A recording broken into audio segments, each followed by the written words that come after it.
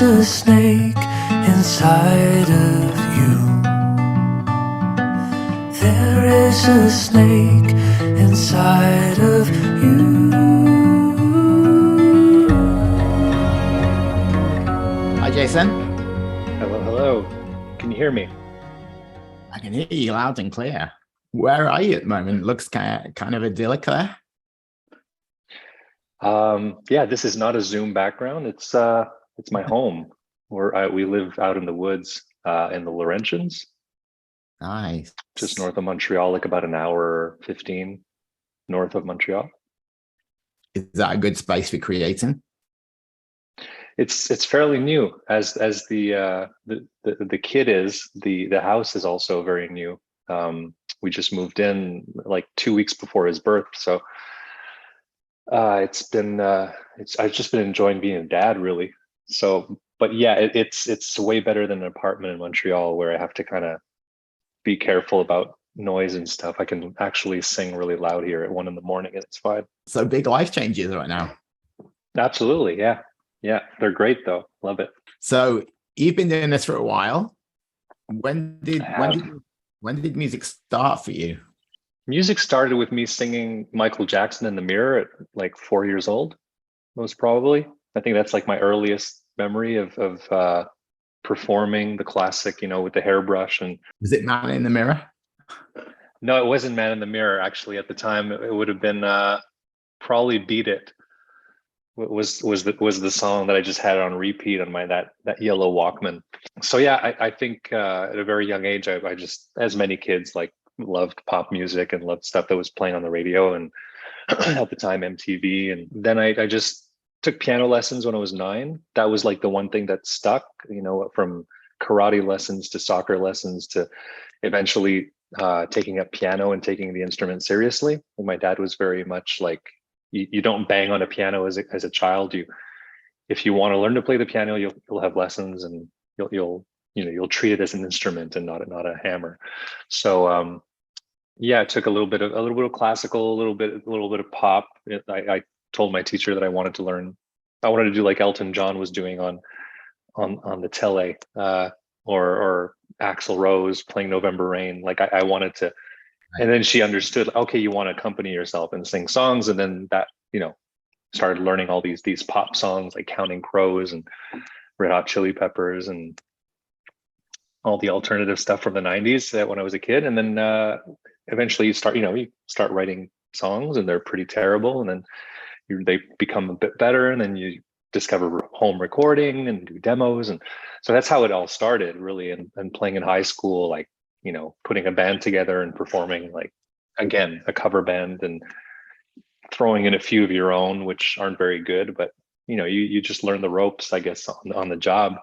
And I come from a small town where there's a lot of restaurants and pubs and bars and stuff. So at a very early age, I like at 15, 16, I started performing in restaurants and in bars and all these places. And this it's a very small ski town village in Saint-Sauveur. So yeah, that was like a really good school, the school of rock, if you will, like whether it's with a band or solo, and just learning the craft. Like many kids at school would learn riffs, right? Like they'd get a guitar and just like learn a Jimi Hendrix riff or a Rage Against the Machine riff and be excited about just playing that riff, seeing people's reaction. But I was always more drawn to, like, you need to play the full song, because that'll actually get you work and will actually get people singing along, just not looking at your guitar riff. So yeah, I guess I took the smart route, like learning how to perform songs, developing like good rhythm and accompanying myself. And then the craft of songwriting came, home recording, studios eventually, and then thinking that I'm hot shit and making my first album, even like back in the day, under a band name. And then eventually, yeah, that one thing leads to another, and the songs get a little bit better, and you get more confidence, and you can perform, and then labels, agents, and everything comes in. And I guess that was like the slow, rise of me making a career out of this. Can you remember a time in that journey? And you've mentioned listening to quite a diverse mix of artists there. Do you remember a time where you kind of decided on your path musically? I think from the get-go, like from the first song I ever wrote when I was 13 years old, like it to me, like at that time, I was like, wow, I'm creating something. And I guess the next step is Rolling Stone magazine. Like it was, as a kid, you're very naive and there's no barriers and there's no one else. And it was very, only child of me, but like I didn't grow up in the city either where I could see like a bunch of bands performing and that a whole bunch of people were trying to do this as well. So I guess that naivete like helped me just hone in on my craft and like kind of, well, how come it's not happening yet? I'll just keep doing this, keep doing this, keep doing this blindly. And then eventually you see that it's a much bigger pond and you see that, wow, okay, there's a lot going on and there's people better than you and you discover new music. And it's like the more you know, I guess the more you shut up and like just, realize that you need to work like double, triple, 10 times harder to make something great because people are making stuff that's greater than yours. So then it becomes like a healthy competition, if you will, or just like, okay, I need to up my game. I need to perform more. I need to sing more. I need to write a better chorus. And it's like an everyday, we do it for the fun. And then it becomes like, you just want to build this snowman bigger and bigger. So I guess I never really doubted because it was like the only thing I was good at really. And that could also at the same time I can make a living doing it, whether it was performing at these pubs, restaurants, corporate events, and then just selling that first CD, back in the day, like you printed or a T-shirt, or people would come see the show, and then okay, somebody just paid $20 for this, what I wrote. That's you start seeing how this is sustainable and could actually become a career. So I guess I didn't have a plan B is the only reason I kept on trucking, Was that the reason that you moved to Montreal to pursue music more seriously? I think it just naturally happened through like school eventually. There weren't many options of, colleges around the small town. I mean, there were a few, but eventually I wanted to, I guess, without really paying attention to it, I wanted to be in a more diverse, like in that kind of mecca where culture was happening. And so I didn't even go for music, but I went to school in communications where there was a lot of like, I studied film and I studied a bit of music and like even at the time, I remember it was like the first time using Photoshop. Like I had classes where, you would learn how to do Photoshop and I would just immediately do cover art. So it was always like everything was always in the goal of, adding to my arsenal or adding to this career I was building for myself. And, as soon as I learned Photoshop, I made my first album cover. And then if I did a student film, well, I would, put my music on top. Or so it was all those skills I wanted to learn and then meet tons of different people from different backgrounds. And that was like really, really beneficial to me in general. And then just the love of the city and all these concerts and festivals and opportunities and musicians. Obviously, like one thing led to another. And I eventually moved to Montreal full time in 2005, 2006. Yeah. And I guess that's where things really started happening as well, where I think like 2008 was when I signed my first record deal with Universal in Toronto. And things started like being more serious, if you will, like making music videos and like an actual team around you. And so those were really important years for me. I feel like the Montreal community, the artistic community in Montreal, has been a big part of how things have gone for you. Like I know you've collaborated with a few people that we all know. How important was the community life at Montreal for you?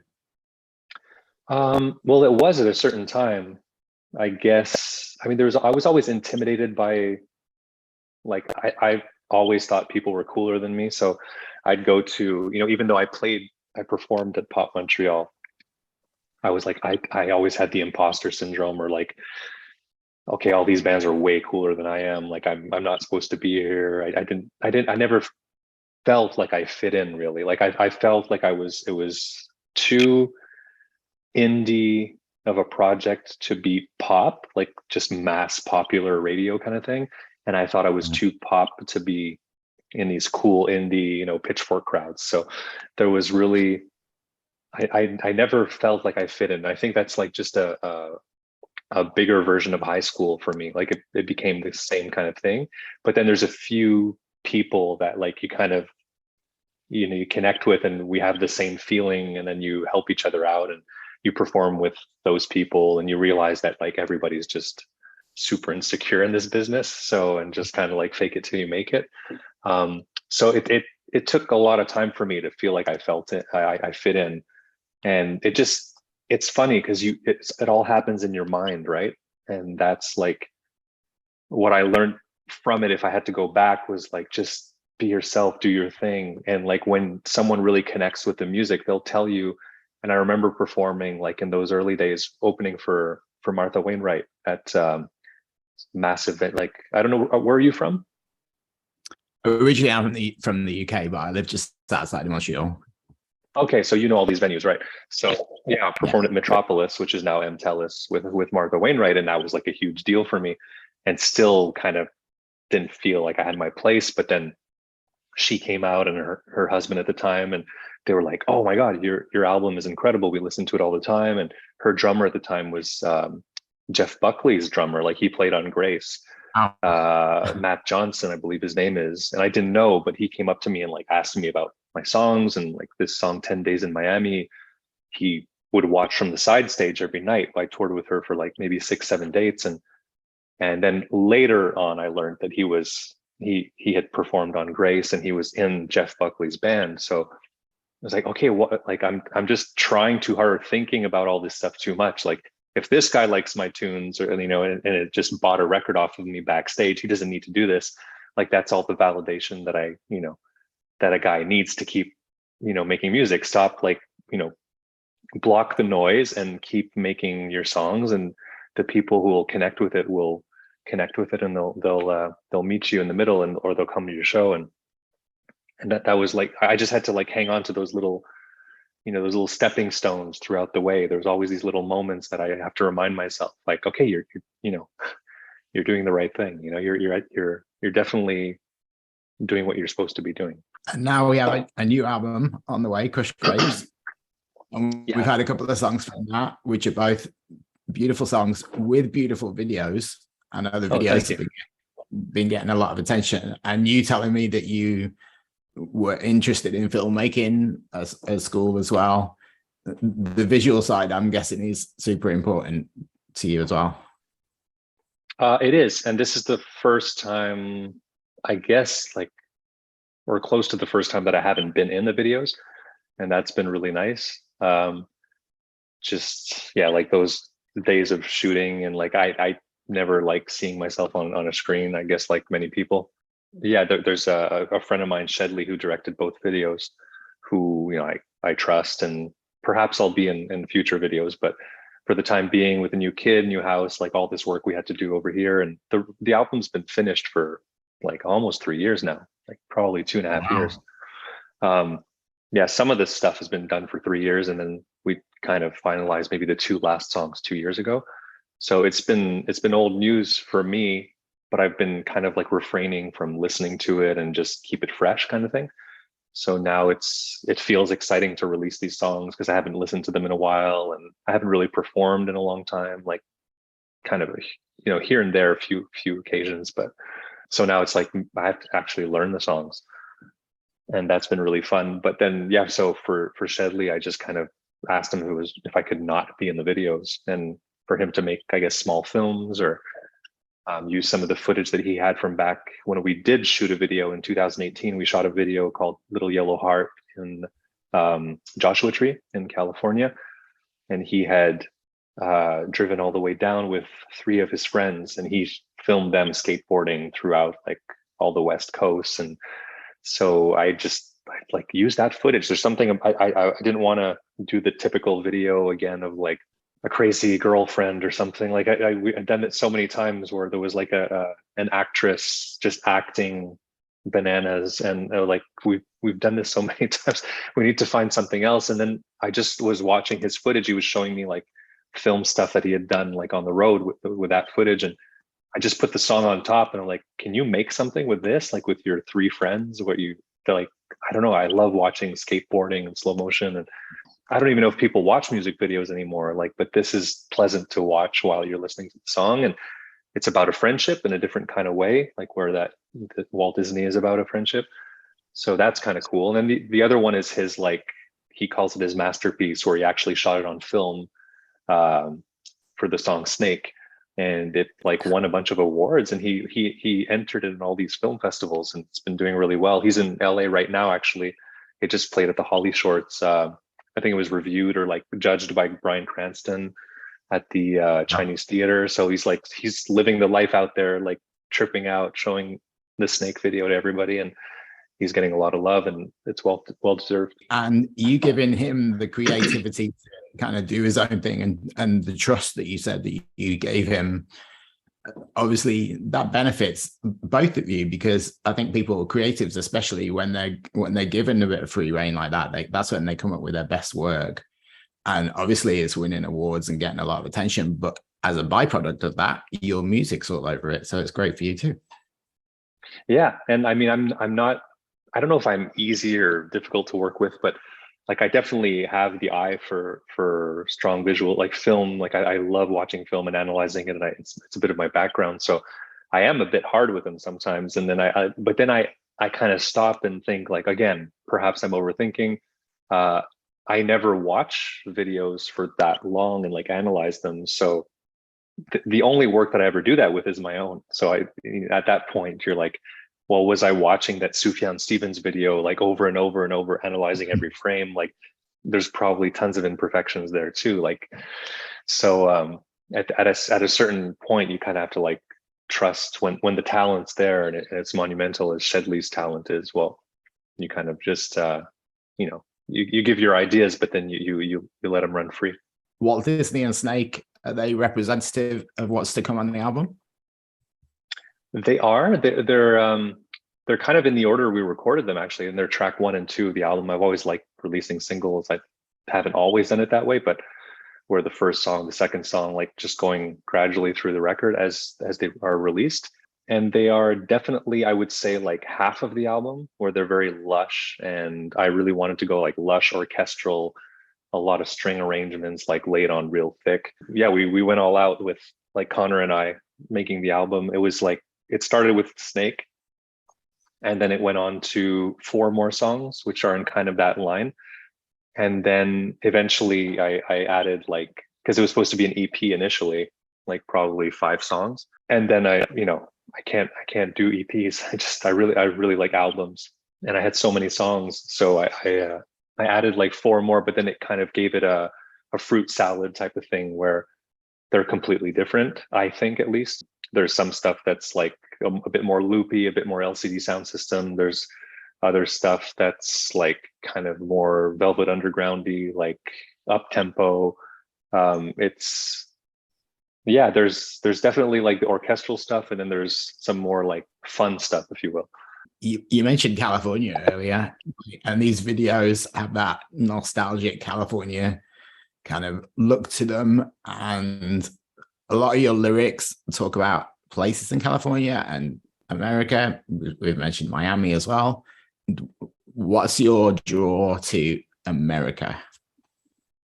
I know America is like going through some like many rough patches, but I do love it. Like I've driven across the US 3 times now, like back and forth.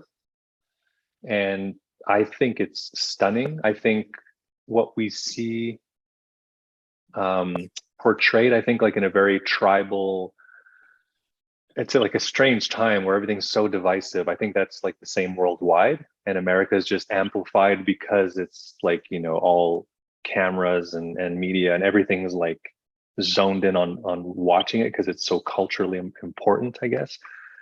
And I think that when you just drive across the US in a car and go, city by city, state by state, visit all these it's so beautiful. Like, it's such a beautiful place, an inspiring place.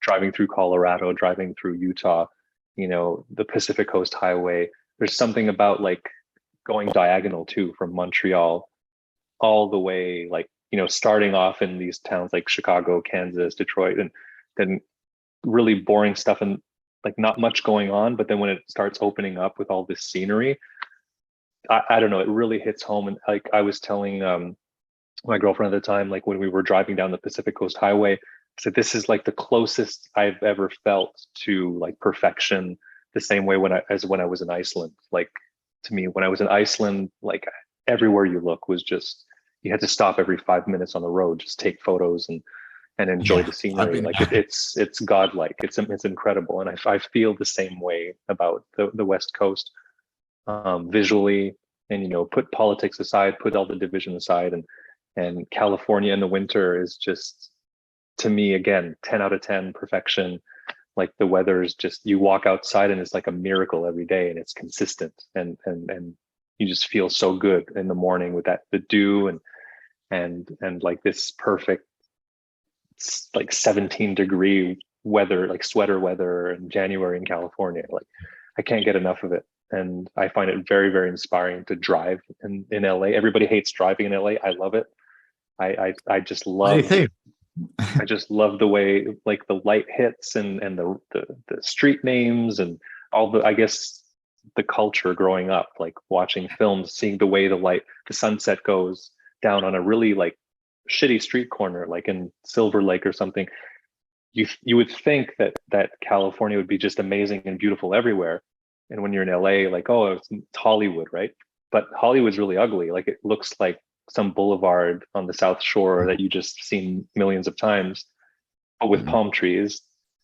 And there's something that happens at that magic hour where, oh man, this looks like a Paul Thomas Anderson movie. Like there's something about it that it doesn't look like anywhere else. And even though there's like a Jiffy Lube and a Taco Bell in the corner and like some weird stuff going on the sidewalk, there's something about it that just resonates with me. Like it reminds me of like Elliott Smith videos. It reminds me of Leonard Cohen. It reminds me of like so many things. I don't know. There's something that really, really makes it feel like a second home to me. And I do have family there, so I mean, it's nice to go. And I'm kind of the same. I actually lived in Westwood for a little while. What's that? Sorry. I actually lived in Westwood for a little while down Okay. by UCLA, and I worked at Tower Records over there. Oh, you worked at Tower Records? Yeah. So yeah. I remember I remember that Tower Records, the one on Sunset Strip. No, not the one on Sunset. This was in Westwood. It was a separate one. See. Okay. Yeah. I wish it worked at the one on Sunset because that's kind of the iconic Tower Records, I think. Yeah, totally. It's funny. That's like that's really close to Chateau Marmont, right? The one on Sunset. Yeah. Yeah. It's close to. It's kind of in between Chateau Marmont and where the Roxy and the Rainbow and everything is. Exactly. Yeah. So Walt Disney, the chorus to Walt Disney is about visiting. Actually, like having the perfect day where the perfect Sunday afternoon where you go to Chateau Marmont and have like pancakes. A friend of mine told me to do this for my girlfriend when she arrived. It was her first time visiting Los Angeles. I'd been many times.